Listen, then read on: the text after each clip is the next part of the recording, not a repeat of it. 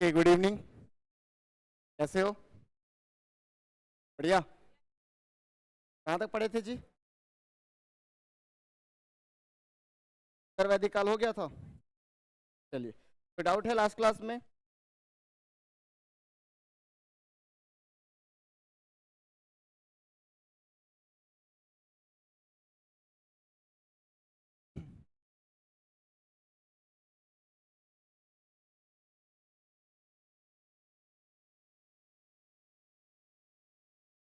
चलिए शुरू करें।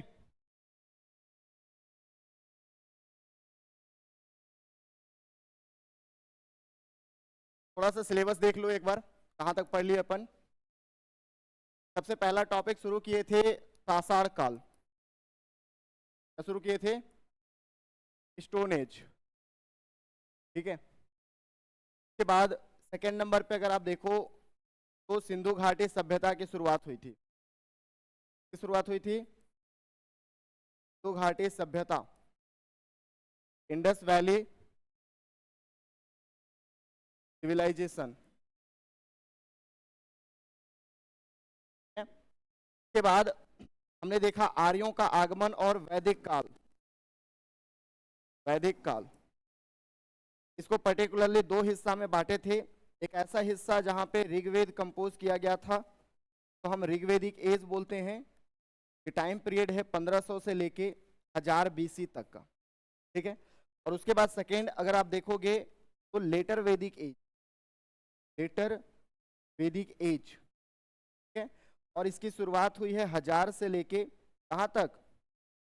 500 या 600 बीसी तक। क्लियर? अब यहाँ पे ध्यान दीजिएगा, ये तीन टॉपिक हमारा कंप्लीट हो चुका। के बाद थोड़ा सा मैं इसको रफली आइडिया देता हूँ। यहाँ पे हमारे लिए पशुपालन महत्वपूर्ण था। क्या महत्वपूर्ण था? पशुपालन, है ना। और यहाँ जन का महत्व है। जन यानी लोग, जन यानी इंसान। और जैसे ही हम लेटर वैदिक एज में आए, लेटर वैदिक एज का मतलब होता है जी ये तीन वेद। कौन कौन सा? सामवेद, यजुर्वेद और अथर्ववेद, है ना। और आपको पता है ये वेदों में यज्ञ अनुष्ठान को महत्व दिया गया है। किसको महत्व दिया गया है? यज्ञ और अनुष्ठान को। जब हम यज्ञ और अनुष्ठान को महत्व देते हैं तो बेसिकली यहाँ पे हम क्या कर रहे हैं? पशु बलि दे रहे हैं। क्या दे रहे हैं? पशु बलि। देखिएगा कैसे लिंक करता हूं नेक्स्ट टॉपिक से, ये समझना बहुत जरूरी है। जब आप पशु बलि दे रहे हो और आपको ये भी पता है कि सर इस 1000 बीसी में कुछ महत्वपूर्ण घटना घटी है, और वो घटना क्या है जी? वो घटना है लोहे की खोज, डिस्कवरी ऑफ आयरन, लोहे की खोज। जब लोहे की खोज हुई तो अब यहाँ पे जो पशुपालन ज्यादा था, अब यहाँ पे कृषि होना शुरू हो गया। क्या होना शुरू हो गया? होना शुरू हो गया, खेती होना। और हमारा समाज जो है वो एग्रीकल्चर बेस्ड हो गया, है ना। पहले क्या था? पहले था पशुपालन बेस्ड, अब क्या हो गया? Agriculture based. तो जब एग्रीकल्चर होने लगा, एग्रीकल्चर के लिए चाहिए सर क्या? पशु बलि, सॉरी पशु। और यहाँ पे आप पशु बलि दे रहे हो तो पशुओं की संख्या घटती जा रही है। तो जब पशु की संख्या घटेगी तो कहीं ना कहीं ये जो हमारा आर्थिक स्थिति है ये खराब होगी कि नहीं? यस और नो? ये पहला रीजन। सेकेंड रीजन कि आप देखोगे कि हमने पढ़ा है 10वें मंडल। किसका 10वें मंडल? ऋग्वेद का। समझिएगा ध्यान से, ऋग्वेद के 10वें मंडल के पुरुष सूक्त में, पुरुष सूक्त में क्या दिया गया है? वर्ण व्यवस्था। और वर्ण व्यवस्था कितने प्रकार के? कौन कौन सा जी? पहला ब्राह्मण, दूसरा क्षत्रिय, तीसरा वैश्य और चौथा। क्लियर? आप देखो सबसे नंबर 1 पे कौन है, नंबर 2 पे, नंबर 3 पे और नंबर 4 पे। यानी कि सबसे हायरार्की में कौन है? ब्राह्मण। दूसरे नंबर पे देखिए, याद रखिए यहाँ पे जन महत्वपूर्ण था और धीरे धीरे यहां आते आते तक क्या महत्वपूर्ण हो गया? जनपद यानी कि राष्ट्र, यानी कि भूमि, क्या महत्वपूर्ण हो गया। और इस भूमि को प्रोटेक्ट करने का काम किसका था, यानी लैंड को कौन, ये भूमि का सुरक्षा कौन कर रहा है, तो ज्यादा बड़ा इसको होना चाहिए, किसको, इसको होना चाहिए। अब इसकी मान के चलो कि इससे दुश्मनी बढ़ेगी कि नहीं बढ़ेगी, पहला पॉइंट। सेकंड पॉइंट, वैश्य का मतलब है जी व्यापारी, क्या मतलब है, व्यापारी। अब ये बताओ कि अगर खेती कम होगी तो व्यापार अच्छा होगा कि खराब होगा, खराब होगा, पक्का। तो खराब हो रहा है तो ये परेशान होंगे। अच्छा, क्या आपको लगता है कि सच्चा व्यापारी सिर्फ अपने पैसे से व्यापार करता है, नहीं, वो ब्याज में पैसा लेता है, और ब्याज में पैसा लेके क्या करता है, व्यापार करता है। और कई व्यापारी ब्याज में पैसे देते भी हैं। Is it clear. तो यानी कि कुछ व्यापारी ब्याज में पैसे ले रहे हैं और कुछ व्यापारी ब्याज में पैसे दे रहे हैं। और आप देखोगे कि जो हिंदू धर्म है उसमें जो धर्म शास्त्र है, धर्म शास्त्र या धर्म सूत्र दोनों बोल सकते हो, ये जो धर्म सूत्र है ये ग्रंथ है जी, है ना। इसमें लिखा गया है कि ब्याज का पैसा खाना हराम है, ब्याज लगाना बहुत नीच हरकत है। तो ना तो आप ब्याज लगाओगे और ना ही ब्याज के पैसे, और अगर आप ऐसा कर रहे हो तो आप असली हिंदू। ये कहां बोला गया है। तो ये बताओ कि व्यापारी क्या बिना पैसे लगाए, बिना ब्याज में पैसे लगाए क्या अपना व्यापार बढ़ा सकता है क्या। दूसरा रीजन कि वैश्य क्यों परेशान हुए, ठीक है। तीसरा, ब्राह्मण बोल रहा है क्या करो, यज्ञ अनुष्ठान करो। यज्ञ अनुष्ठान क्या ऐसे ही होता है क्या, यज्ञ अनुष्ठान के बाद पंडित जी का दक्षिणा, है ना, पंडित जी का क्या हो गया जी, दक्षिणा। तो दान दक्षिणा कहां से आएगा, और सबसे ज्यादा समाज में किसकी जनसंख्या है, तो ये पैसे देंगे। आपको लगता है व्यापारी पैसे देंगे, और अगर दे रहे हैं तो नाखुश होंगे। तीसरा रीजन कि वैश्य क्यों नाखुश। चौथा, अरे भाई शूद्रों को तुमने सबसे नीचे रख दिया, समाज में कोई वैल्यू है नहीं। ये तीनों जो वर्ण है वो किसके खिलाफ हो गए। और 6वीं शताब्दी बीसी में, 6वीं सेंचुरी बीसी में 62 नए धर्मों का उदय हुआ। कितने धर्मों का, 62 नए धर्मों का उदय हुआ। और उदय के पीछे का कारण क्या था आप समझ। और ये नए संप्रदाय का उदय हुआ तो किसने किया, ये क्षत्रिय लोगों ने। समझ में आ रही है, क्षत्रिय लोगों ने इनका उदय किया। और समर्थन किसका मिला, वैश्य। और यही 62 धर्म है। हालांकि ये 62 धर्म सही से चल नहीं पाया, और आप अगर आगे ध्यान दोगे तो इसमें सिर्फ और सिर्फ हमें 2 धर्म पढ़ना है। कौन कौन सा, बौद्ध धर्म और जैन धर्म। समझ में आया कि कैसे बौद्ध और जैन धर्म की शुरुआत हुई। किसी को डाउट, लिखिए एक टॉपिक।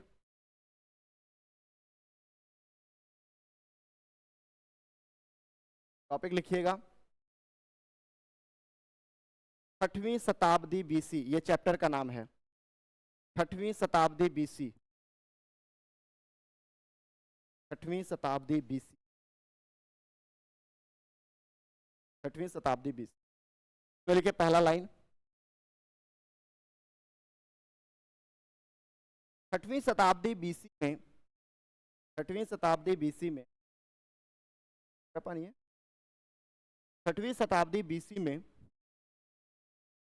2 नए घटना घटी,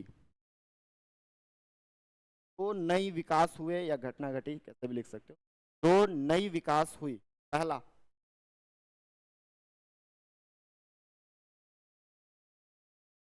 62 नए संप्रदायों का उदय, 62 नए संप्रदायों का उदय। और सेकेंड लिखिए, देखिए इधर, सर यहां पे क्या महत्वपूर्ण था और यहां पे क्या महत्वपूर्ण हो गया, यहां पे क्या महत्वपूर्ण है, यहां पे क्या महत्वपूर्ण है। तो जब भूमि बड़ा होते जाएगा, धीरे धीरे और बड़ा होगा और बड़ा होगा, तो ये कहलाएगा महाजनपद। और ऐसे 16 महाजनपद उदय हुए। क्लियर।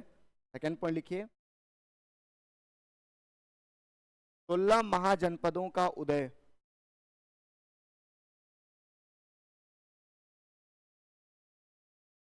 16 महाजनपदों का, अपन को 6 सेंचुरी बीसी में दो महत्वपूर्ण घटना घटी, यही सेम टाइम पीरियड पे। पहला क्या था? 62 नए संप्रदायों का उदय, और दूसरा 16 महाजनपद का उदय। अब पहला लिखिए, नए संप्रदायों के उदय का कारण।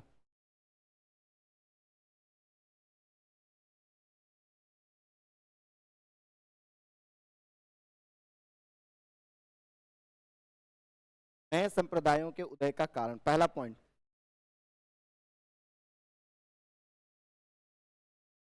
ब्राह्मणों के वर्चस्व के विरुद्ध, ब्राह्मणों के वर्चस्व के विरुद्ध, ब्राह्मणों के वर्चस्व के विरुद्ध क्षत्रिय वर्ग की प्रतिक्रिया।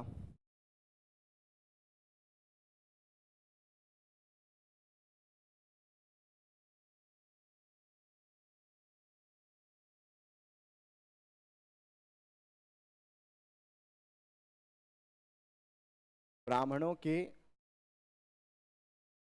वर्चस्व के विरुद्ध क्षत्रियों का प्रतिक्रिया, क्षत्रियों का प्रतिक्रिया। सेकंड पॉइंट लिखिए, वर्ण व्यवस्था, वर्ण व्यवस्था नियमों में सुधार का प्रयास, ये भी कारण था, प्रयास करना चाहते थे। ठीक है। तीसरा,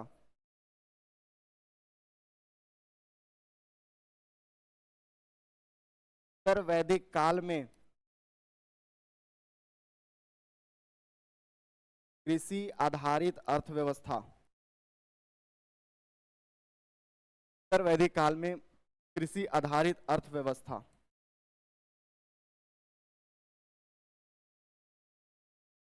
उत्तर वैदिक काल में कृषि आधारित अर्थव्यवस्था। ठीक है। इसमें एक लाइन लिखिएगा,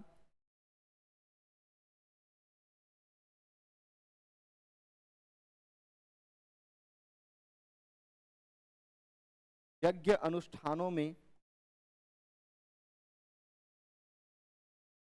यज्ञ अनुष्ठानों में पशु बलि के कारण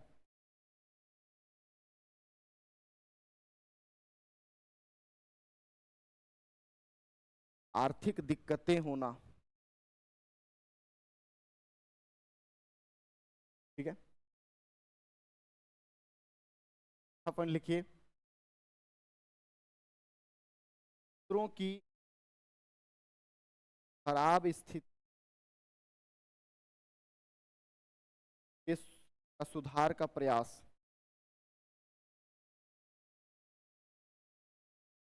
ठीक है। पांचवा पॉइंट लिखिएगा, हिंदू ग्रंथों जैसे धर्मसूत्र में ब्याज न देने व लेने की बात इससे व्यापारी समूहों नाराजगी।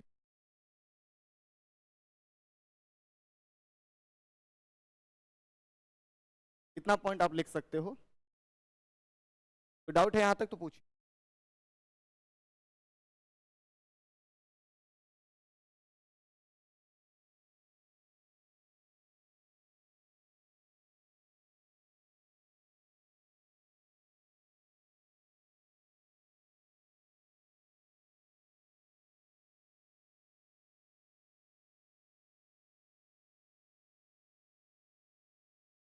हाँ पूछिए।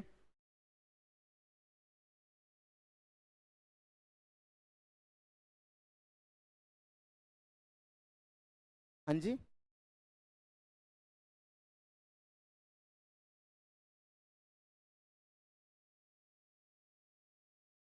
हाँ जी।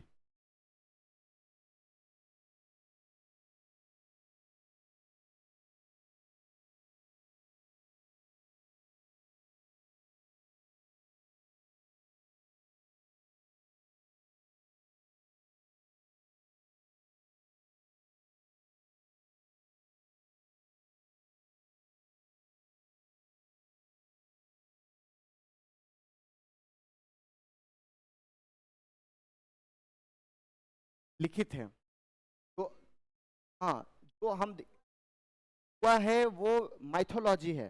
देखिए मैं फर्स्ट क्लास में ही बताया था कि एक इतिहास होता है और एक माइथोलॉजी होता है। माइथोलॉजी देखिए, मिथ का मतलब झूठ नहीं होता। मिथ का मतलब होता है जो ना तो सच है और ना ही, तो हम महाभारत युद्ध रामायण उन सब के साक्ष्य की बात नहीं कर रहे। हम मैं जब भी बोलता हूं कि ये साक्ष्य मिला है, वो ऋग्वेद में मिला है या तो उत्तर वैदिक काल के वेदों में, यानी सामवेद, यजुर्वेद, अथर्ववेद, इन चारों वेदों में जो मिला है हम उनकी बात करते हैं लिखित रूप में। ठीक है, तो आप वो युद्ध जो भी मैं बताया हूं वो सब ऋग्वेद में जो मेंशन हुआ है हम उनकी बात की है। ठीक है, चलिए, तो अब नेक्स्ट टॉपिक हमें शुरू करना है दोनों धर्मों के बारे में। पहले हम पढ़ेंगे बौद्ध धर्म। अभी शुरू करते हैं हम जी बौद्ध धर्म, बुद्धिज्म। बहुत इंटरेस्टिंग टॉपिक है, एकदम अच्छे से समझ समझ के पढ़िएगा, है ना। सबसे पहले बुद्ध के बारे में, उनके पर्सनल जीवन के बारे में सामान्य परिचय ले लेते हैं और उसके बाद फिर आगे हम कंटिन्यू करेंगे। ठीक है, सबसे पहला टॉपिक लिखिए, सामान्य परिचय। सामान्य परिचय, इंट्रोडक्शन।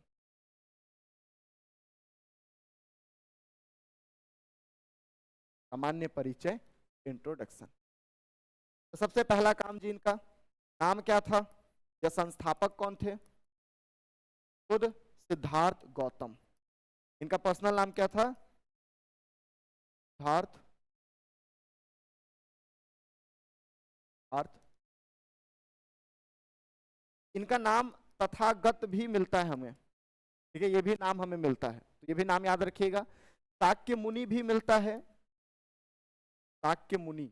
ठीक है, इसके अलावा इनका एक और नाम है प्रच्छन्न। प्रसन्न हो मन जिसका, उसको प्रच्छन्न बोलते हैं, तो ये भी आप याद रखिएगा। ठीक है, जन्म कहाँ हुआ है जी? मैं ये पूरा डिटेल लिखता हूं, आप इसको नोट डाउन करिए, फिर हम आगे इसमें आगे चलेंगे। ये आपको याद रखना है इनके पर्सनल डिटेल के बारे में। शाक्य मुनि।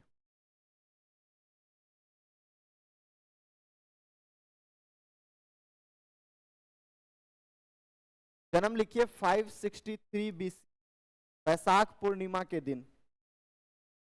वैशाख पूर्णिमा के दिन।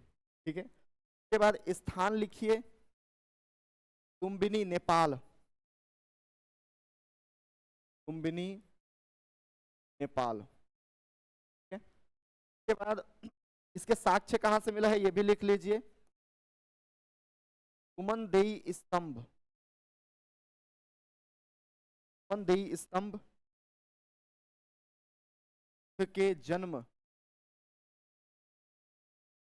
स्थान का सूचक है, यानी यहां से हमको साक्ष्य देखने को मिला है। उसके बाद नेक्स्ट पॉइंट लिखिए, इनका वर्ण, ये खुद भी क्षत्रिय थे जी, याद रखिएगा। उसके बाद इनका वंश लिख लीजिए, क्लैन, शाक्य क्लैन के थे। और शाक्य क्लैन का चिन्ह क्या था? शेर था। ये पॉइंट आप याद रखेंगे। ये हो गया वंश। नेक्स्ट, महाजनपद का महाजनपद था मल्ल। आगे हम पढ़ेंगे महाजनपद के बारे में। मल्ल महाजनपद से थे। उसके बाद नेक्स्ट पॉइंट याद रखिएगा, पिता का नाम शोधन, इनके पिता का नाम था। नाम था शोधन। ठीक है, इनकी प्रिंसिपैलिटी क्या थी? ये कपिल वस्तु था, यानी स्थान इस क्षेत्र से थे, कपिल वस्तु। माता का नाम महामाया देवी। महामाया देवी। इनकी पत्नी का नाम लिख लीजिए, यशोधरा, पुत्र राहुल,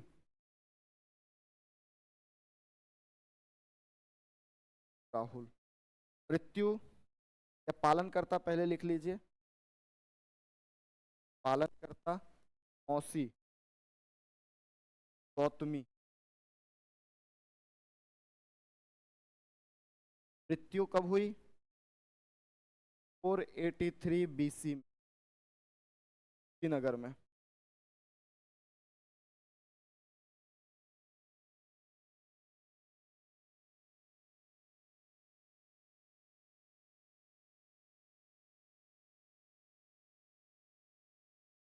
हाँ जी, स्थान, स्थान मतलब किस क्षेत्र से थे, प्रिंसिपैलिटी वही होती। लिख लिए क्या इतना? ये नोट डाउन करिए।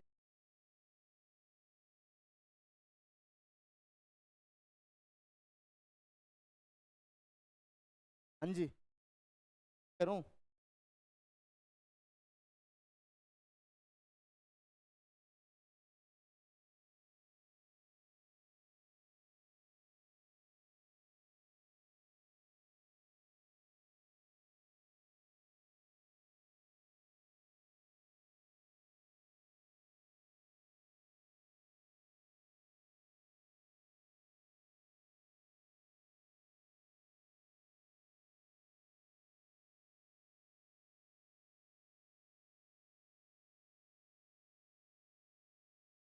क्या जी, लिख लिए? चलिए देखिए, पर फिर से शुरू से देखिए, अपन शुरू किए हैं क्या? बौद्ध धर्म। सामान्य परिचय में याद रखिएगा कि बौद्ध धर्म के संस्थापक कौन है? सिद्धार्थ गौतम। इनका जन्म 563 BC वैशाख पूर्णिमा के दिन हुआ था।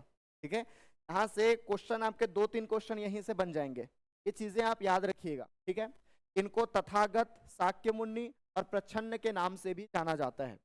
स्थान क्या था? तो लुम्बिनी, नेपाल। ठीक है, इसकी जानकारी हमें रुमनदेही स्तंभ से मिलता है। वर्ण इनका क्षत्रिय था। ठीक है, ये भी पॉइंट याद रखिएगा।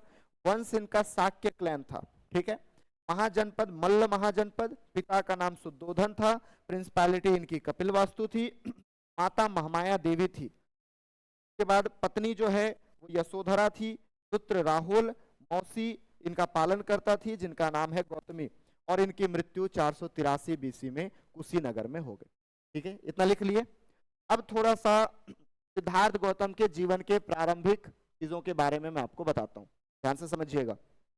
बेसिकली किसी भी धर्म में आप जाएंगे तो भगवान का जो जन्म है वो नेचुरल जन्म नहीं माना जाता है, कोई ना कोई उसमें देवीय रूप माना जाता है।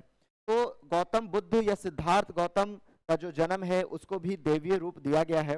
बेसिकली उसकी माता जा रही थी नेपाल साइड में, लुम्बिनी के जंगलों में अचानक दर्द होना शुरू हुआ और वहीं है ना ये सिद्धार्थ गौतम का जन्म हुआ।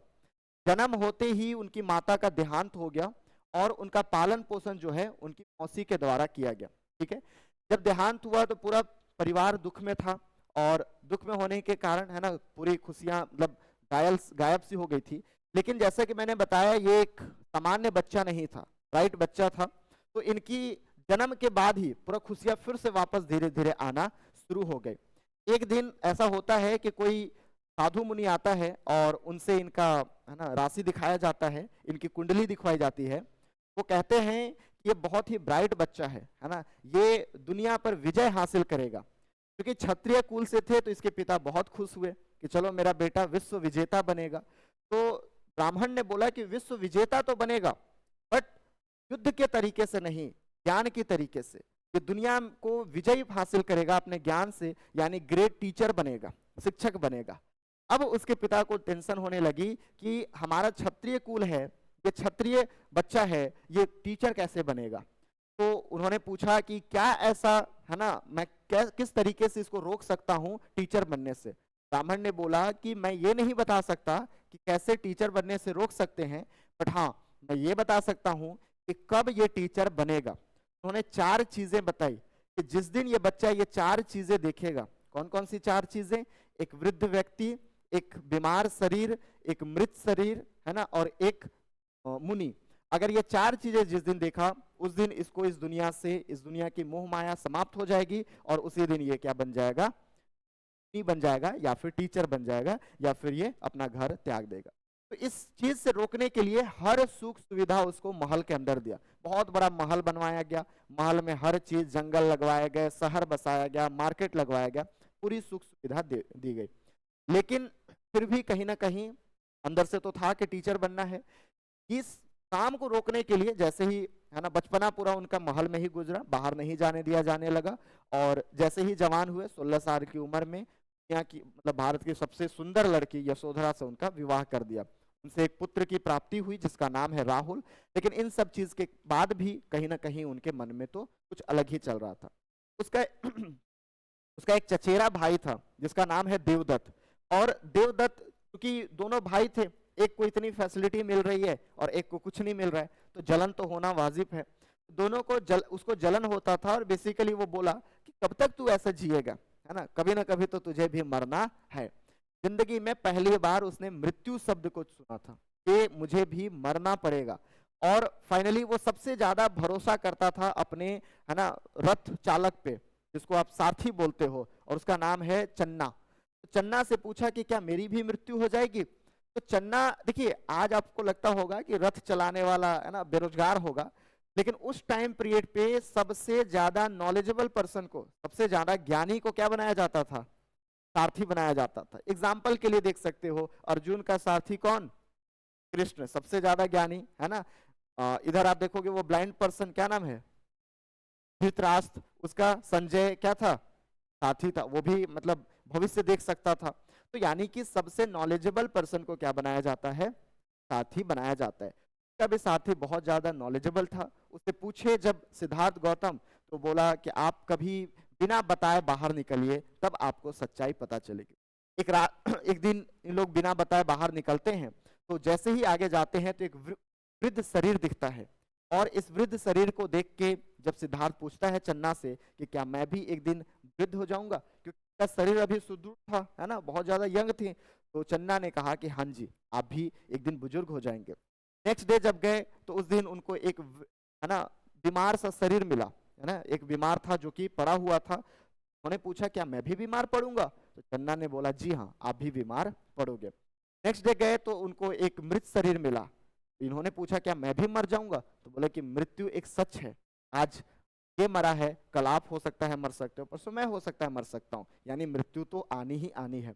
इन तीन साइन को देख के फाइनली वो निराश हो गए, और ये निराशा के संकेत माना जाता है ये तीन चीज को। लेकिन एक दिन जब बाहर गए तो उनको एक आशा, होप मिली, और होप ये था कि एक उन्होंने केसरिया वस्त्र धारण मुनि को देखा, ऋषि को देखा। और वो ऋषि अपने रास्ते पे चले जा रहे थे, उनको ना तो किसी सुख से कोई चिंता थी, ना ही किसी दुख का गम था। उनके पैर में कील गड़ रहा है, कांटे गड़ रहे हैं, ब्लड आ रहा है, फिर भी उनको कुछ भी, है ना, वेदना हो ही नहीं रहा था। और उसको देख के फिर सिद्धार्थ गौतम को क्या हुआ? सिद्धार्थ गौतम को थोड़ा होप मिला, आशा मिली, और वो भी मुनि बनने की ओर चल दिए।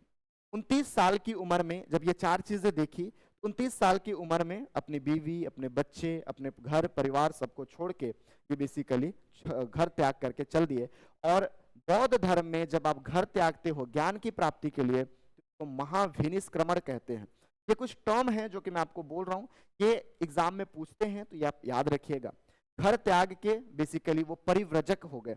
जब आप घर त्यागते हैं तो उसको महाविनिष्क्रमण कहते हैं, और जब घर त्याग के आप ज्ञान के लिए त्यागते हो तो परिव्रजक कहते हैं।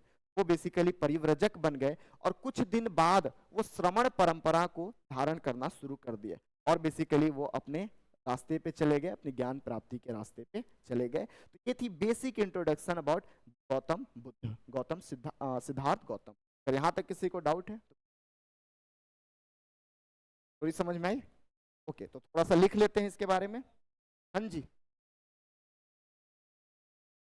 अलग अलग देखता है, एक साथ थोड़ी रखा हुआ है। ठीक है, चलिए।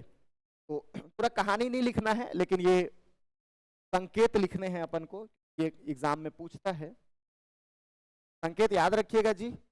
पहला है आशा के संकेत, आशा के संकेत।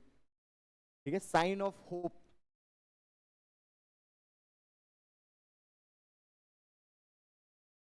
तीन चीजें याद रखिएगा, वृद्ध व्यक्ति, दूसरा बीमार शरीर, और तीसरा हो जाएगा आपका मृत व्यक्ति।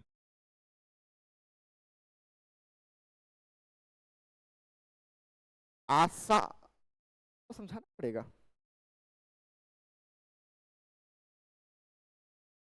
तीन चीजें सॉरी, ये निराशा, सॉरी सॉरी, ये निराशा के संकेत है। अब आएगा आशा के संकेत।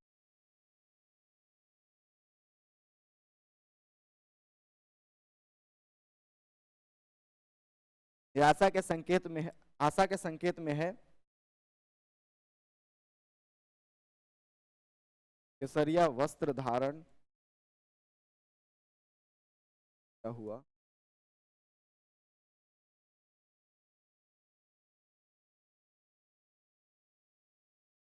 ठीक है, ये पॉइंट आप याद रखिएगा।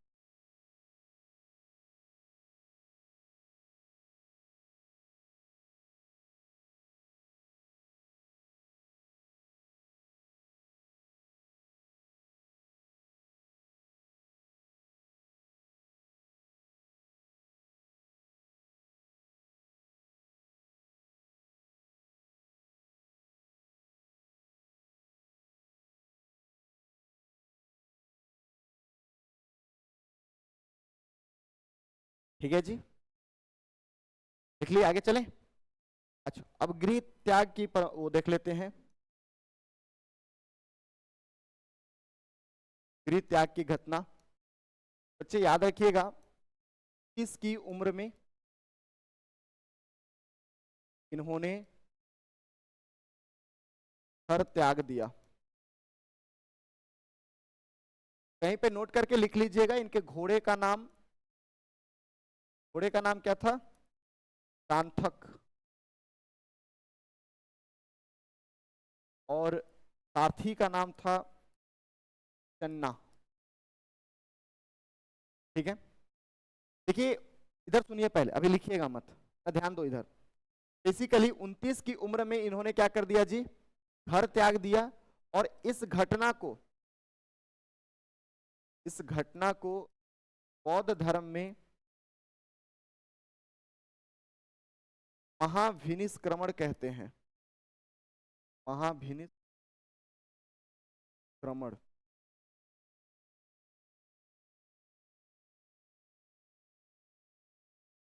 कहते हैं। ठीक है, इसके बाद याद रखिएगा, घर त्यागने के बाद, गृह त्याग के बाद वे परिव्रजक बन गए। क्या बन गए? परिव्रजक बन गए। देखिए, महाविनिष्क्रमण का मतलब होता है महान प्रस्थान। जब मैं महान काम करने के लिए जा रहा हूं, जैसे आप लोग घर छोड़ के आए हो ना महान प्रस्थान करने के लिए, तो आप लोग भी कहा हो गए हो? महाविनिष्क्रमण हो गए हो। बेटा बात याद रखना, दोस्ती यारी थोड़ा सा लिमिट में, फोटो को बर्बाद होते देखा है मैंने। ठीक है, ये चीजें लाइफ में हमेशा याद रखना, नहीं तो महाविनिष्क्रमण होके भी कुछ नहीं हो सकता अगर आपके साथी अच्छे नहीं है। ठीक है, क्योंकि बहुत लोग आते तो हैं पढ़ने, लेकिन दोस्ती यारी के चक्कर में फिर निपट जाते हैं। समझ में आ रही है?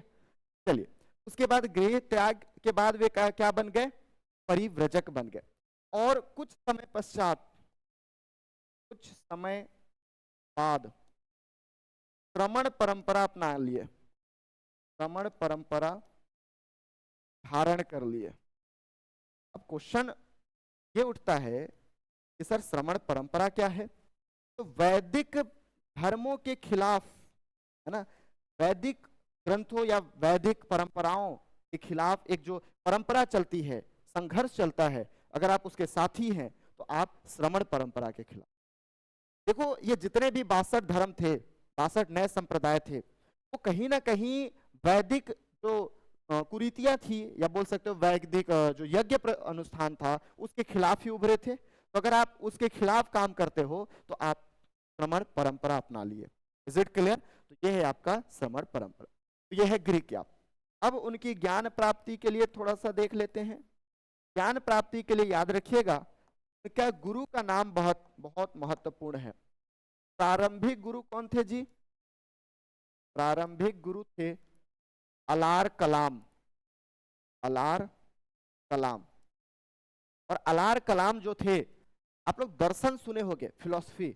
एक फिलॉसफी देखिए 6 प्रकार का फिलॉसफी होता है।